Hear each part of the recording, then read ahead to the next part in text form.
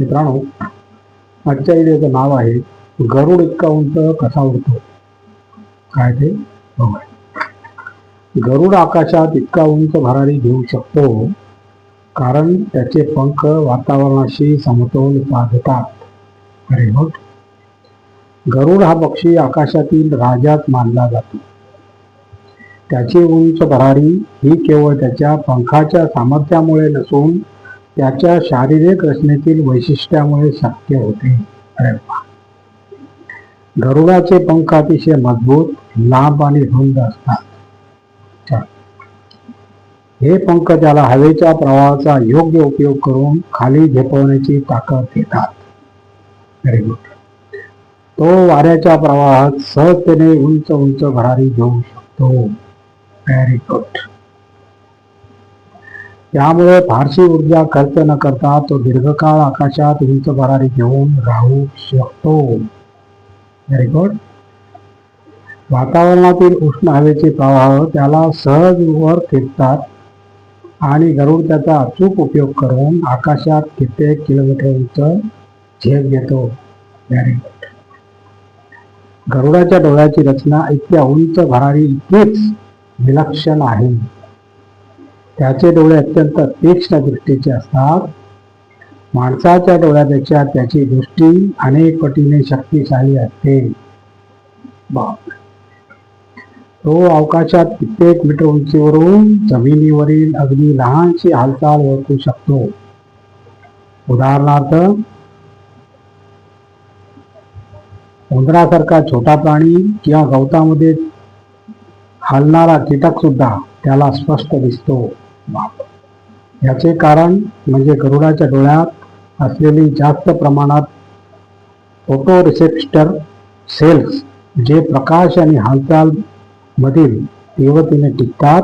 त्यामुळे त्याची दृष्टी अगदी सूक्ष्म हालचालीवरही केंद्रित राहते. अरे वा.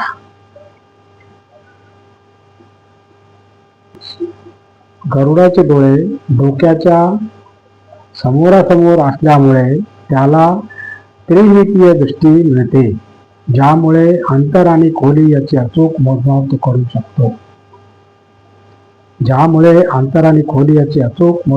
तो करू शकतो. म्हणूनच तो वरून शिकार पाहून झपाट्याने खाली झेप घेतो आणि एकदम नेमका हल्ला करतो. उंचावरून जगाकडे पाहण्याची ही क्षमता केवळ त्याच्या डोळ्यांच्या सामर्थ्यामुळेच नव्हे तर मेंदूतल्या दृष्टी प्रक्रिया करण्याच्या गतीमुळेही आहे. एकूणच गरुड आकाशात इतका उंच भरारी घेऊ शकतो कारण त्याचे पंख वातावरणाशी समतोल साधतात. पण त्याला इतक्या वरून खालील सर्व दिसते कारण त्याची दृष्टी अपवादात्मक तीक्ष्ण असते. निसर्गाने दिलेली ही अद्वितीय देणगी त्याला इतर पक्ष्यांमध्ये खास बनवते आणि त्यामुळे गरुड हा स्वतंत्र शक्ती आणि दूरदृष्टीचे प्रतीक मानला जातो.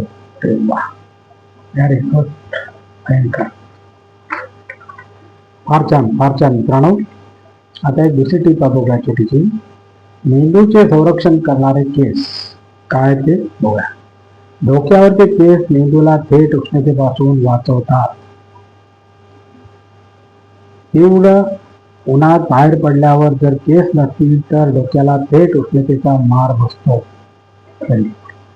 डोक्यावर असलेले केस हे केवळ सौंदर्य वाढविणारे नसून शरीर रचनेच्या दृष्टीने त्याचे अनेक महत्वाचे उपयोग आहेत. विशेषतः मेंदूसाठी ते एक प्रकारचे संरक्षण कवच म्हणून काम करतात. निसर्गाने माणसाला दिलेली ही एक नैसर्गिक ढाल आहे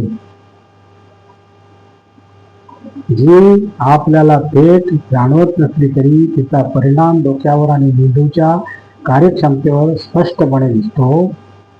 सर्वप्रथम सूर्यप्रकाशाचा विचार केला तर डोक्यावरचे केस मेंदूला थेट उष्णतेपासून वाचवतात. तीव्र उन्हात बाहेर पडल्यावर जर केस नसतील तर डोक्याला थेट उष्णतेचा मार बसतो. त्याने डोकं तापू लागतं, चक्कर येणे, थकवा किंवा उष्माघाताची शक्यता वाढते. केसांची जाळी ही उष्णतेचा काही अंश शोषून घेते आणि डोक्यावरील त्वचेपर्यंत तीव्र तापमान पोहोचू देत नाही. यामुळे मेंदूचे तापमान संतुलित राहण्यास मदत मिळते. तसेच थंडीच्या वातावरणात सुद्धा केसांची भूमिका महत्वाची ठरते. छान. हिवाळ्यात शरीरातील उष्णता टिकवणे गरजेचे असते. डोक्यावरचे केस थंडीपासून बचाव करून डोक्यातील उष्णता बाहेर जाऊ देत नाही. अरे वा, फार महत्वाचं मित्रांनो. बघा, हे संरक्षण नसेल तर थंड वारे हे डोक्यावर परिणाम करतात आणि त्यामुळे सर्दी, डोकेदुखी किंवा मेंदूवर ताण येण्याची शक्यता वाढते. बापरे. केसांचा आणखी एक महत्वाचा उपयोग म्हणजे यांत्रिक संरक्षण. आपलं डोकं जर हलक्या धक्क्याला किंवा घर्षणाला लागलं तर केस हे पहिला अडथळा ठरतात. ते धक्का कमी करतात आणि केसाच्या त्वचेवर होणारी इजा कमी करतात. हा प्रभाव फार मोठा वाटत असला तरी लहान मोठ्या जखमा टाळण्यास उपयुक्त असतो. याशिवाय केसांमुळे डोक्याची त्वचा कोरडी पडत नाही. त्यातून नैसर्गिक तेलकटपणा टिकून राहतो. यामुळे डोक्याच्या त्वचेचे संरक्षण होते. ही त्वचा निरोगी असेल तर रक्ताभिसरण चांगले राहते आणि ते मेंदूला पोषण देण्यासाठी महत्वाचे आहे. वा.